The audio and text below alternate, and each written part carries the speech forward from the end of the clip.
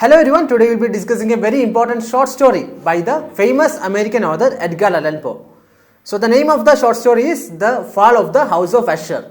It is actually the most famous Gothic short story by this writer Edgar Allan Poe. And we should note that Gothic fiction is something which is more connected with evil or a gloomy kind of setting, and also some kind of gloomy kind of palace or some kind of those kinds of elements are actually present in a Gothic setting. And this will actually, it is more connected with the evil and ghostly elements we can see. Even though the ghost might not be directly present in the short story or the novel, but still the ghostly effects are actually present. So that we call Gothic kind of fiction. For example, we can see novels like Emily Bronte's Wuthering Heights, we can say. So these are examples of Gothic kind of fiction we can say, and it will show gloomy atmosphere and dark and kind of things which will keep on thinking us regarding some evil elements. So regarding this short story, The Fall of the House of Usher, we will discuss in detail today.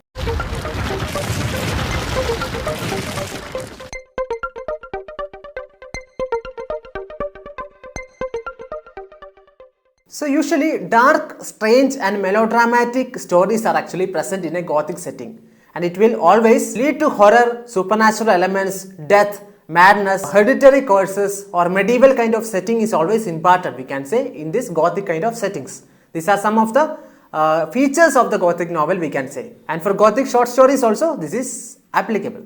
And we can see that The Fall of the House of Usher was actually first published in 1839 in Burton's Gentleman's Magazine.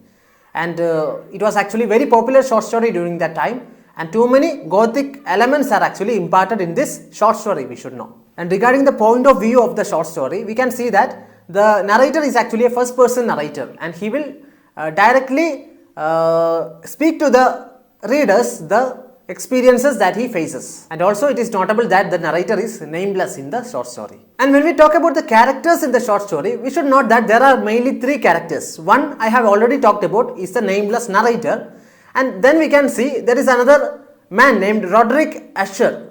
Roderick Usher is actually a person who stays with his twin sister who is Madeline Usher, and these two characters are actually staying inside a castle, we can say. So these three characters, the narrator, Roderick Usher and also Madeline Usher, these three characters are actually present throughout the short story, we can say. And when we come across the plot line of the story, we should note that during the beginning, the nameless narrator, he will come to visit the old mansion which is actually surrounded by a lake, in which this Roderick Usher and his twin sister Madeline Usher stays. And that old mansion has some kind of gloomy atmosphere. It is surrounded by kind of trees and kind of gloomy atmosphere we can see, and it's also surrounded by a lake, we can say. And there is also a bridge that is giving access to this house, and bridge is actually an important symbol also, we can say. And we can see that why this narrator visits Roderick Usher is because they are actually old friends actually. As a visitor, this Roderick Usher will take this narrator in, we can say. And problem is that Roderick Usher is actually recently facing some kind of mental illness. So he is actually very much fed up with his life inside that mansion, and he don't have that much contact with the outside world also. So as a solace, this narrator will go to his mansion to take care of him. That way we can see the beginning of the short story. And during the course of the short story, we can see that this narrator will pay company to this Roderick Usher by this playing guitar, and also this Roderick actually avoids sunlight. Most of the time he will try to sit in gloomy atmosphere in the dark. That kind of, it is actually a Gothic element we can say. The reader will get a gloomy atmosphere also, dark, and the mansion itself is surrounded by dark, and that kind of Gothic, it is actually a feature of Gothic setting we can say. And both of the people who are staying inside the mansion, that is Roderick Usher and also this Madeline Usher, both of them are actually suffering from problems. Roderick Usher is actually recently suffering from mental illness, and also Madeline, she is actually suffering from a chronic disease which is actually uncurable. And later we can see this Madeline will die also. So after Madeline dies, this Roderick and this narrator, they will decide to temporarily bury her. How they bury her is, they will actually put her inside a vault inside the mansion.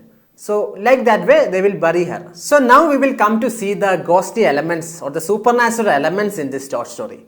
And after this burying her temporarily, few days after we can see some kind of big storm happens, and the narrator and Roderick, they can't sleep properly. So that kind of situation, the story will come across, and we can see that the person Roderick Usher, he will come to narrator's room, and they will decide to read a story, The Mad Tryst.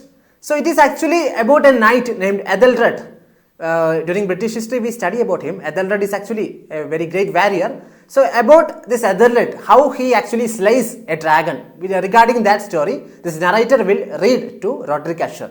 So while what happens is that when the sounds of knocking happens in the story, the same knocking will happens in the vault in which Madeline is actually buried. So that will create a great horror to the reader also, and also the characters inside the short story. So the narrator reads the book, and at the same time the same sounds they see in the book they can see outside, they can hear outside. So that kind of situation the story will come across, we can see. And now we can see this Madeline will actually arise from her tomb, temporary tomb, and in that case she will become very angry and also try to throttle this Roderick Usher to death. So that time in horror this narrator will run away from the home, that mansion, he will run away, and while he look back we can see that mansion is actually falling apart. So that kind of way actually the story will end. And after this we can see as a narrator, this person is actually telling his story, what happened to this mansion and how he visited this Roderick Usher and what all things happened. That way he is actually stating these things to the reader. That kind of narrator we can see in the Fall of the House of Usher. So when we look the short story, we can see that primarily this short story focuses on terminal illness, madness, and also incest even we can see. So we will talk about the themes of this short story. First of all, we can see Gothic elements are there. The story is actually rich in this Gothic kind of setting, that gloomy atmosphere and ghostly elements that actually Edgar Allan Poe effectively managed to give it to the readers, we can see. And regarding usage of symbols in the poem, symbolism is actually greatly effectively made use of by the writer. Here we can see the lake which is surrounded by the mansion, and also the bridge which is actually separating the land and the mansion. All those things give that gloomy Gothic atmosphere in the short story, we can see. So the collapsing mansion, the storm that happens few days after the death of this Madeline and burying her in a temporary vault, all those things create a sense of horror in the readers. So totally when we check, we can see that elements of horror that deliberately this writer Edgar Allan Poe imparted in the short story, and readers will get a feel of this horror and fear when they read the novel. And similarly we can see another poem is there by Edgar Allan Poe, which is Raven. There is also some kind of Gothic elements we can see there.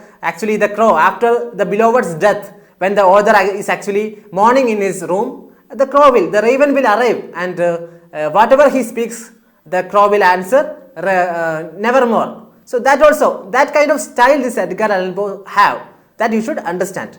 And regarding the short story, you should also read the primary material if you are able to do so.